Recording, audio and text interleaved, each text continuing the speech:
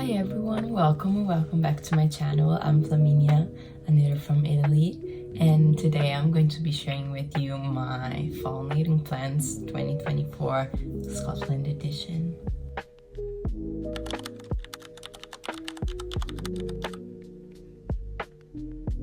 If you've been here before, thank you so much for coming back, and as you can see, I'm in a different location because I moved to Scotland for this university semester to study as a university exchange, and here I am. I'm just facing the window with a gorgeous view, quite grey, still gorgeous though, and I have a tea,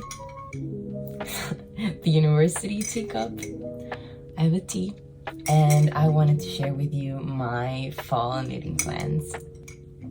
I have been so inspired lately just because of all the fall vibes that this country gives off, because, and Edinburgh in particular, because at home we don't really have sweater weather until November, and the leaves are green until November, then they dry up, they die and they fall. They never change colors, and it's never very aesthetically pleasing.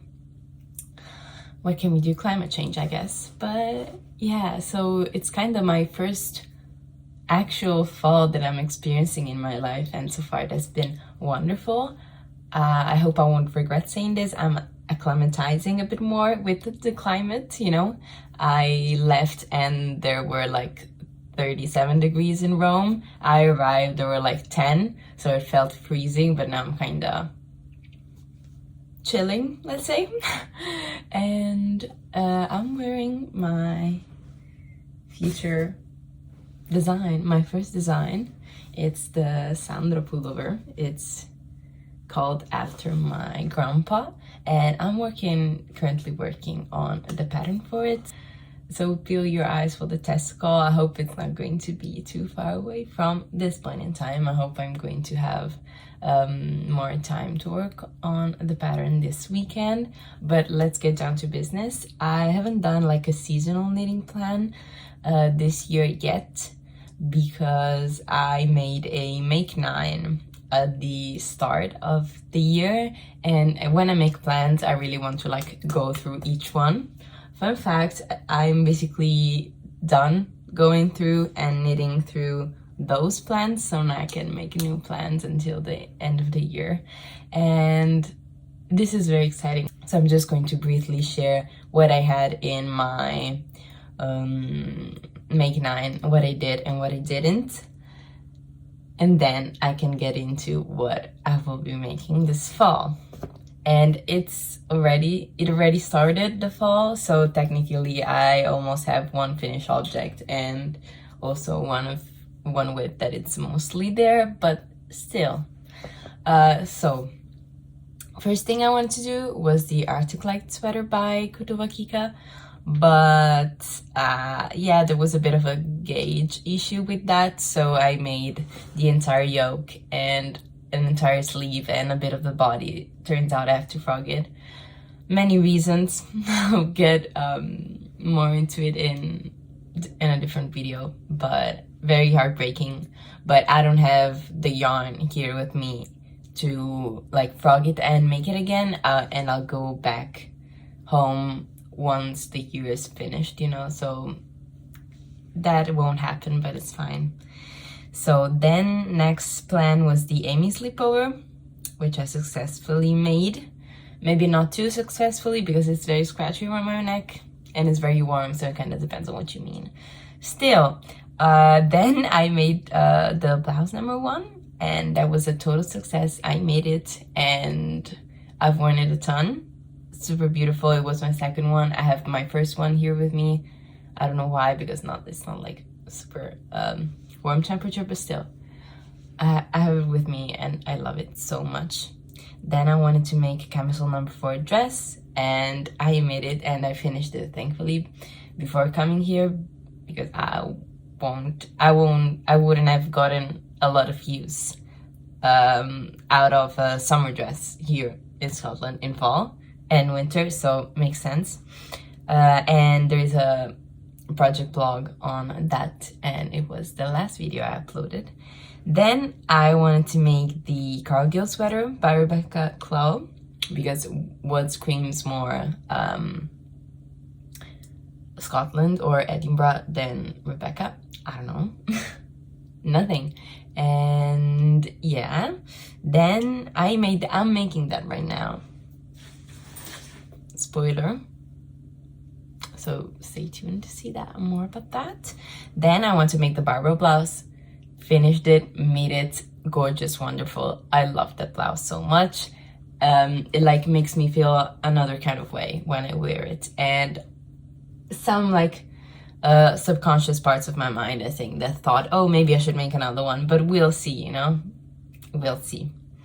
And then I made the season sweater by Osetta, and I never wore it, but because it's like Icelandic sweater, Icelandic wool and mohair, so it's not like very Italian winter climate appropriate. So I brought it here. I think I'll definitely get use out of that, because I ran cold most of the times. Next, I want to make this sweater, which I made, and I'm so happy I did. Looks wonderful. I love it so much, and I'm still trying to decide whether this color suits me or not. I think it does. I mean, today I'm just like without makeup, just chilling, so I'm not like in the best shape ever. I feel like maybe it doesn't do too much for me, but I think it's definitely better than other colors. I think maybe the lilac suits me a bit better because it's not as icy, but who cares. And then I want to make the cumulus blouse by Petite Knits, and I did. So I made / I'm making successfully 8 items out of the 9 that I said I would do. So I'm very, very happy with how it turned out. I would have made the 9th if it wasn't that, you know, I'm here, I want to try new yarn. I don't want to, like, I want to make new projects, and I don't want to like keep facing the one that it didn't go well, kind of, you know. I'm not always in the mood for that. It will be for future me, it's fine. And now we can just get into the fall knitting plans. So I'd say fall knitting plan number 1, finishing my Cargill. Again, little spoiler, finishing my Cargill. A podcast episode will come out after this, so don't worry, I'll show everything in detail if you're interested. And so yeah, first one, finishing that. I hope I'm able to go to the Glasgow Yarn Festival. I'm not really sure. I would have liked to wear that, but I don't know if I am that fast to finish that, because it's not like a super high priority. You understand why? Because I have 2 test knits going on. I know, should have been working on my own pattern. I just applied for test knits, but they're like, I couldn't resist. I didn't regret like doing and like, you know, applying, so that's good. 1 test knit, I'm almost done. I'm on 2nd sleeve, and I just have to do finish the sleeve and the hem ribbing, and then I'm done.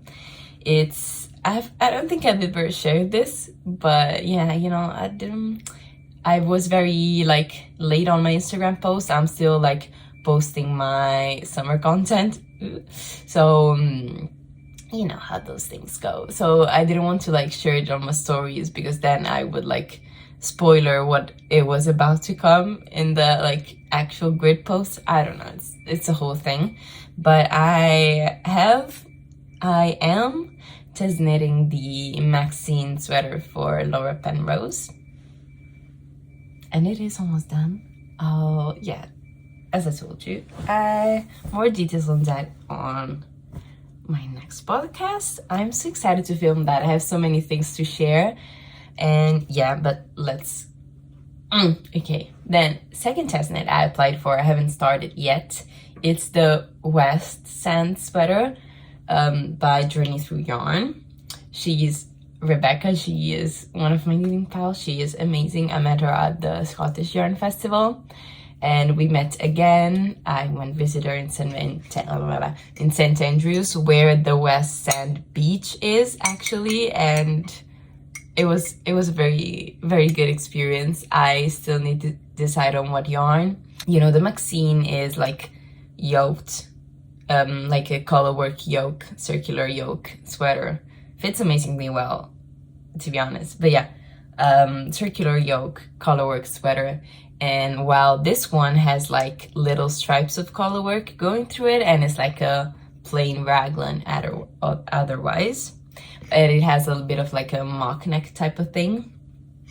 I was thinking to try Peer Gynt because I like squished it in the yarn store and it wasn't nearly as bad as I thought. Like it was almost soft, you know, and it's just like a soft wool instead of like a soft merino wool, you know. So but I'm still not sure if I can tolerate like tightly around my neck. And you know, now I'm here and it's cold, but when in Rome temperatures are going to be a lot more mild, climate change, thank you.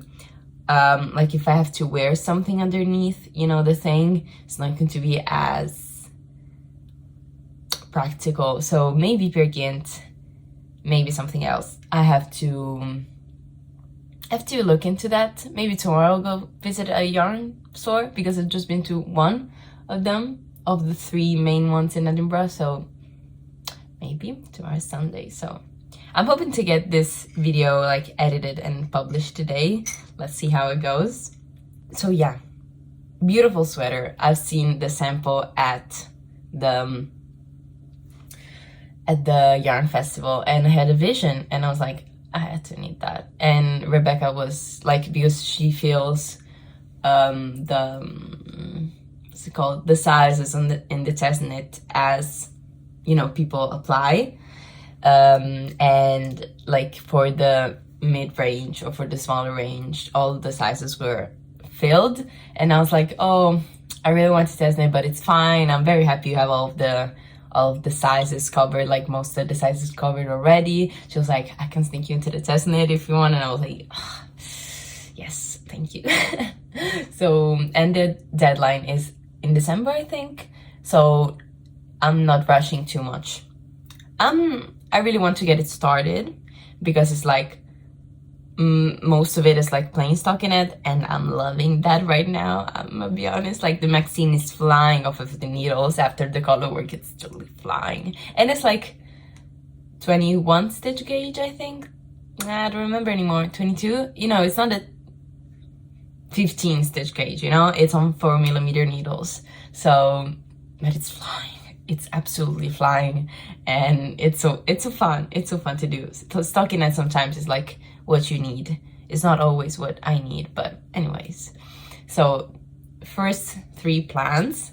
Then I have brought yarn for a sweater from My Favorite Things Knitwear, and it would be like, I'm showing you how my yarn traveled from Rome to Edinburgh. Lol. Vacuum sealed, rock hard. No, it's not going anywhere. And I don't know if you can see, but it is knitting for Olive Heavy Merino in Dusty Artichoke. And there is a like student association, like a knitting and crochet student association, and of course I live there every week basically. Kidding, I wish I could. But there is like a girl that I met and she was knitting the sweater number 29, and I was like, oh. And she was wearing like one of Florence's, you know, wrap cardigans, and I was like, oh, my goodness. And she worked at Stephen and Penelope, and I was like, okay, girl, I see you, okay, you're as addictive as I am. So that was wonderful. I also met another girl who was working on the terracotta sweater. Terracotta. That sweater from like Lene Home Samso. And I was like, oh my goodness. But I haven't seen her since, but you know, it would be very nice if like I finished this in time and we could match, because it's a beautiful sweater and I cannot wait to cast it on. And if you don't know, the sweater is like the classic like sweater number 15 by favorite favorite things knitwear, where it's like all the cabling is just in one direction. It's very simple, you know. This is even more simple. That is very simple as well, but it has it's on a bigger gauge, just like worsted, and it has like saddle shoulders instead of like the classic drop shoulder, and I love that. And so yeah, you do the saddles, you pick up, you cast on, you do short rows, you work down, you join in the round, you pick up stitches for the sleeves. And I don't know, I really want to try that construction. I really want to make one myself one day. That would be very nice. But yeah, anyways, so sweater number 29, my favorite things knitwear, knitting for Olive, heavy merino in dusty artichoke. I cannot wait to cast that on. Then back at home, this summer I unraveled a 100% cashmere scarf, and now I basically have a sweater quantity of this beautiful cobalt blue. Okay, cashmere, 100% cashmere, feels so lovely. And I have two options for this one, okay? I have to take the swatch. Wait a second again.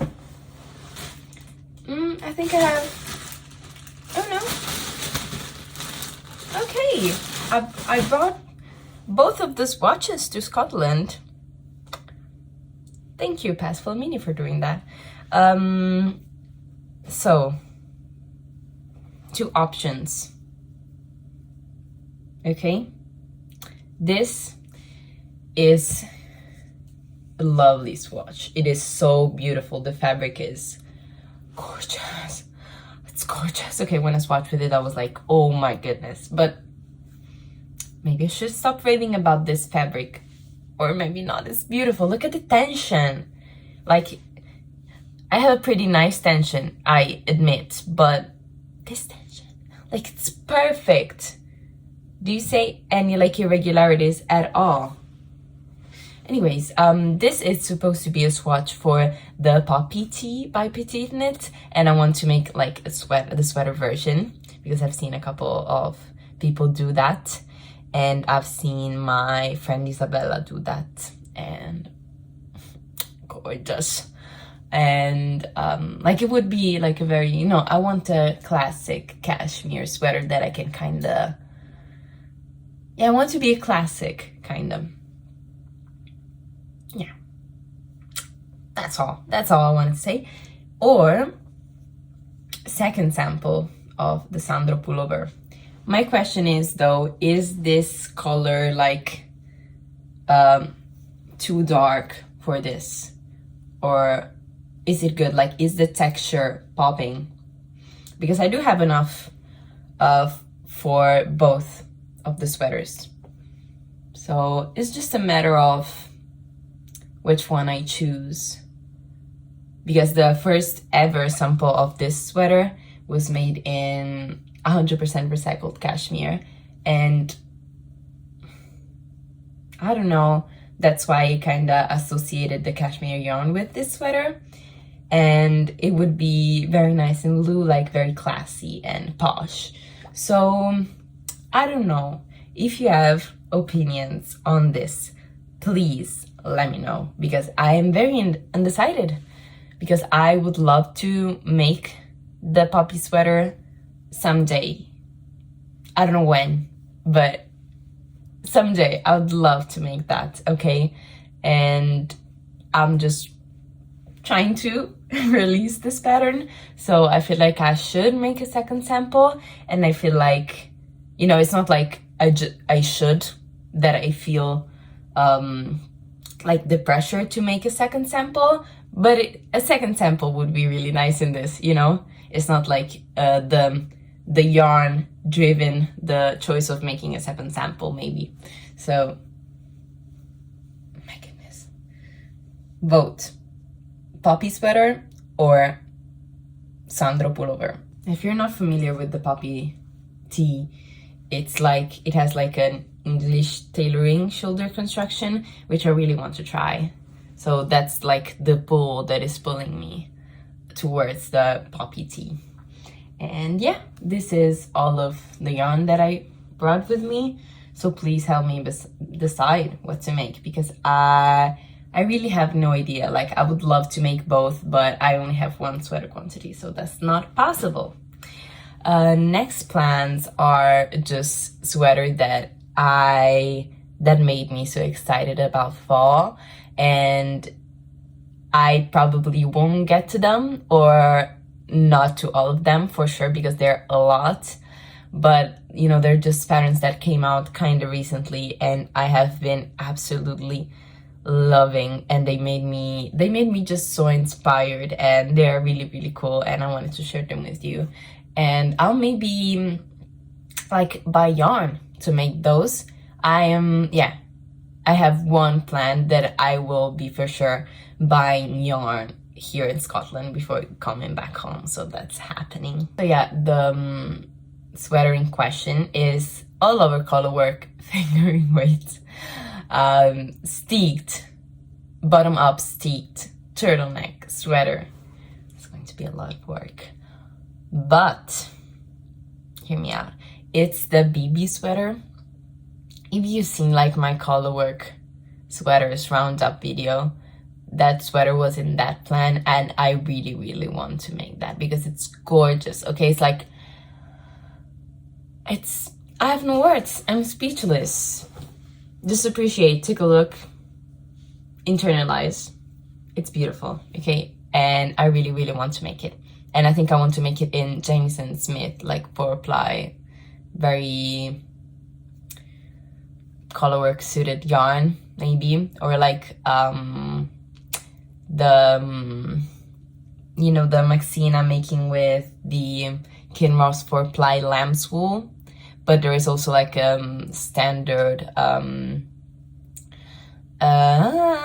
wool, like a standard wool base that is very good for colorwork, because there were some like samples, amazing samples at the Wee County booth at the yarn festival.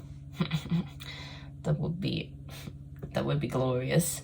But let's see how much it'll cost, because Jameson Smith balls are, like, I've heard they're not very expensive. Not that I know, like, you know, not too expensive is like a relative term, you know, it kind of depends on what your budget is. And also I've seen the little balls at the yarn shop, and they're sold in 25 grams. I think they look like 25 grams. So, you know, kind of depends. I have to do more research on that, definitely. So, okay, then baby sweater. I don't know about the color combination yet, but all of the color combination that people use are like amazing. Even the like brighter ones, and the ones that I've never would have thought of put them together myself, they are spectacular. So yeah, I'm not sure.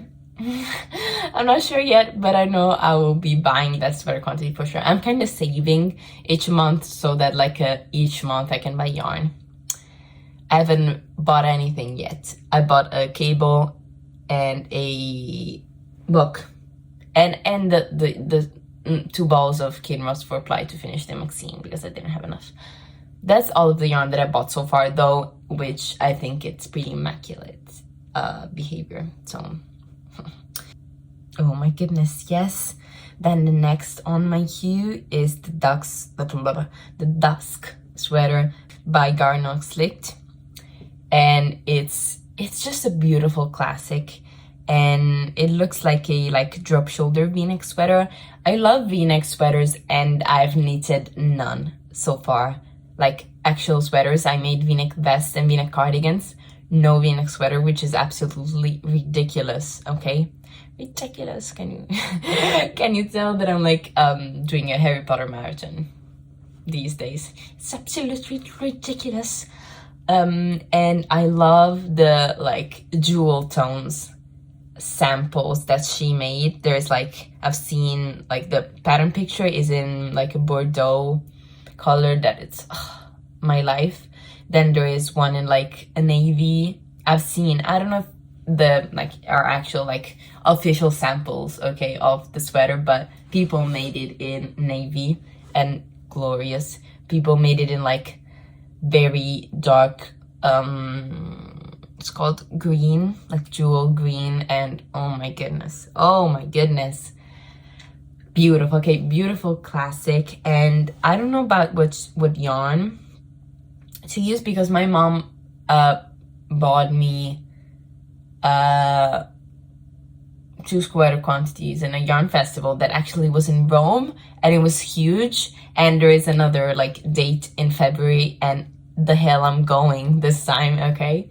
And yeah, she bought, like, because they were discounted, and she just bought them for me. Thank you, Mom.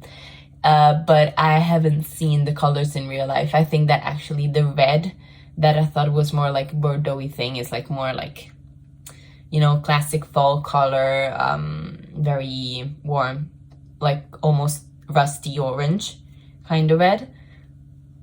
We'll see. And then the other one is like jewel tone green, so just saying.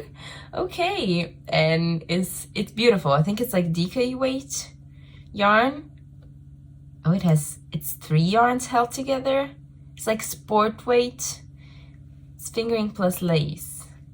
Yeah, the suggested yarns are like 3 Isago yarns held together. I'm not going to follow that, I'm sorry, even though it looks absolutely beautiful.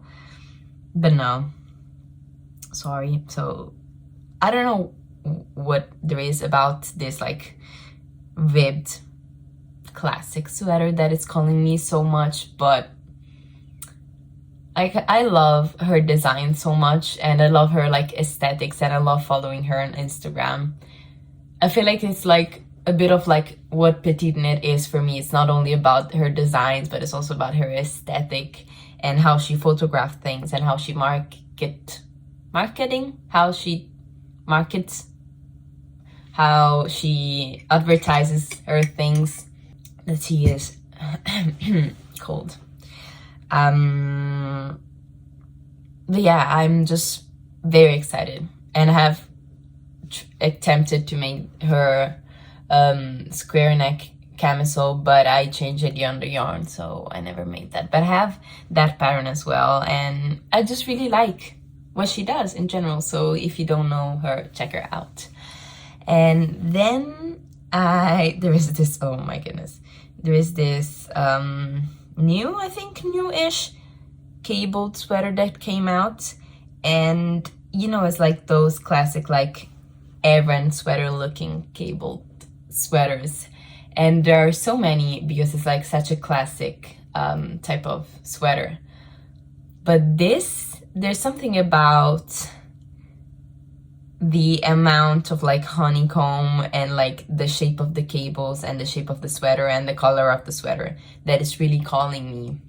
It's calling me by my name, okay? It's like, Flaminia, come here. Oh, please knit me. It's the azalea. I would say azalea, but that by like the flower, by Giselle Ucardi. And it's just beautiful. Like when she first like finished the sample, I was like, oh my goodness, I want to make you so bad. And she uses drops air, so it's like, I don't know, I've always admired the sweater by like the Ayo sweater by Ayo Knits very much, and it gives off, I think, similar vibes, but it's a more like, it's not more fitted, but it's like it's still very oversized, but it's not like massive sweater. I love a massive sweater, don't get me wrong, but this will take like less yarn to knit, and it'll be less heavy and maybe more suitable for the climate I usually live in. So it's beautiful, okay? And I've never tried like blown yarn, so as it is called for this pattern, and I really like the look of it. I'll maybe think about it. Maybe. I mean, there is some like I live basically behind a yarn shop, and the yarn shop in question carries Camarose Snefnug. Just saying, I have to budget a bit and kind of understand what it is going on. But who knows, maybe, I'm just saying. I'll share 2 more projects, maybe. The first one is a bit more classic and the second one is a bit more out there. First one, I'm not sure about it yet, but maybe. It's the Storm Sweater by Petite Knit, and it is like if you know the Ingrid sweater, also by Petite Knit, kind of gives off the same vibes. It has like various bands of like different knits and pearl textures. And my mom, like, she's a knitter and she had made a like kind of jackety cardigan that wasn't the best. Like, she knew, so she was like, look, if you want, you can unravel this and use the yarn. And I was like, yeah, yes. And she already gave me the leftovers and I used that to knit an Oslo hat. So, you know, if I don't have enough yarn with the unraveled sweater alone, I can also unravel the Oslo hat because it's not like a huge loss. I never wear hats because it's never cold enough to wear hats in Rome. So, and it is not very dense and important hat to wear. So maybe not the Oslo hat in particular.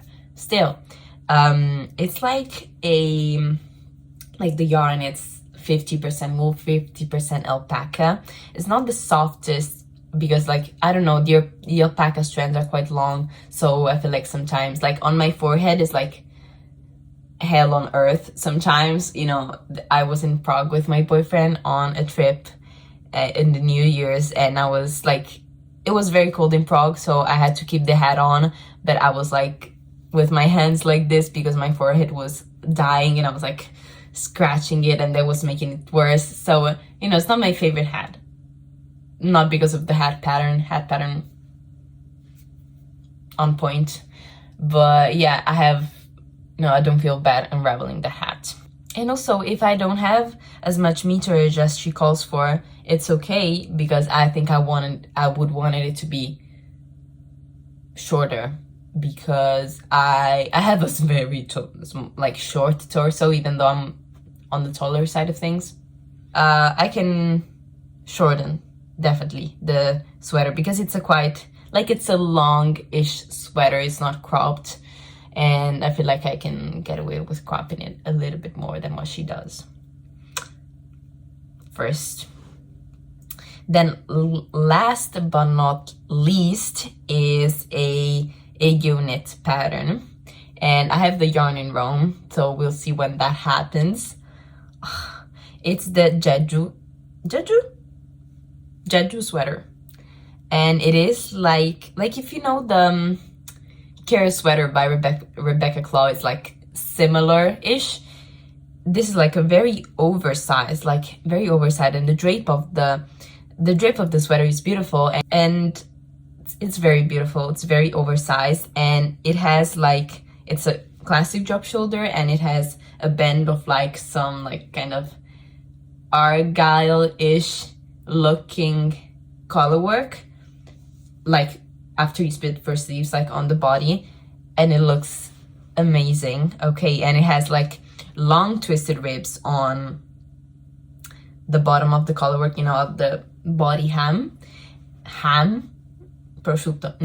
the body hem, and tiny skinny hem on the sleeves. And something about the contrast in that, it makes the sleeve feel so cozy and oversized, because they look longer, because there is a shorter cuff. Sorry, it is a whole thing, but it is absolutely gorgeous. And I've seen a girl on Instagram knitting it basically the opposite side of what I want to knit it like. I have the yarn that I'm thinking of using are 2 woolly knit cones, and it's their British wool thing. I mean the the yarns, like the gauge is like 21 stitches and it is knitted on 4mm, so I might have to hold it double. I'm not sure, but the plan is the light green as the main color and the dark green as the contrast color. And I've seen maybe a girl doing the opposite, like a dark green as the main color and the light green as the contrast, or maybe she just did the same and I'm totally getting it wrong. I don't know, but it looked very beautiful, so I was like, if I can manage to do that, that would be wonderful. So yes, I think this is like my last pattern that I want to share with you. I'm so excited on what is about to come. If you stick till the end, congratulations. I feel like I'm a bit all over the place today, but you know, I'm just very happy to talk to you guys again, because I posted some videos in September, but they were like recorded in August, so I haven't filmed actually. I haven't talked to you guys in a long time, and I cannot wait to talk to you guys a lot more, you know, in the coming months, hopefully, and share with you what it is like to live in Scotland as a very Mediterranean girly. I maybe want to, like, because I have a lot to share and I've always been there, like, been here for like not even a month, maybe a month today actually. Yes, okay, never mind, I've been here for a month today, so I have a lot to share. I'll maybe I don't know, I was thinking about recording like a knit and chat, but with those I'm always unsure if people would like to watch that. So let me know if that would be something that interested you, and if not, I will just make a very long life update chat in one of my podcasts. But yes, I've been doing great. Living alone is actually great as well, and I've been learning so many new recipes, you know, how to cook. I met one girl and she makes sourdough bread, and she has an oven. I don't have an oven, which is like the worst thing in the world. And I made like sourdough focaccia, and it turned out like a cloud. It was the most amazing thing I've ever made in my life. It's like, you know. And I've also learned that this is not like an international move. This means when something is tasty, you do this. You're like, And if something is extremely good, you can do it with like two hands. Usually kids do it, you know. A mom cooks something like her kid's favorite dish, and she goes like, how is it? And the kid is like, you know, the focaccia was amazing. And I made like some lentils with curry. Oh, amazing. Okay. Yeah, I'm doing great, and I cannot wait to share more about this with you guys. I'm trying to catch up with my Instagram posts, because if it has been like difficult to post in the summer, I haven't posted basically in the summer, and now I'm like catching up with all the picture I wanted to post. Like, I'm posting it once a day, and it has been 1 month, and I'm now the Scotland train of posts now, okay? So I mean, what can you do? That's just how life goes. So if you want to see more like current updates, try following me on there. Maybe if people start following me, I'll maybe get more motivation to post more often, but I'm trying to be more disciplined. So I'll do my best to get this video edited and out today. And yeah, you can follow me on Instagram, or like you can subscribe to this channel if you want to see more. And you can expect from me like podcast episodes for sure, because I have a lot to share. And also maybe some pattern roundups, because I feel like when I first started knitting and getting into the knitting community, every single pattern was, oh my god, I need to make this. And now, of course, time went by and I'm like not every pattern that comes out I want to make as it should be, you know, but I feel like pattern that are coming out this like past month or two, they have been like fire. Okay, and I'm like super inspired by them, so maybe a pattern runs up, who knows. But yeah, I'm very chatty, I'm yapping, so better round up, and till the next time, I hope you're doing great, and I hope I'll see you in the next video. Bye guys, kiss from me.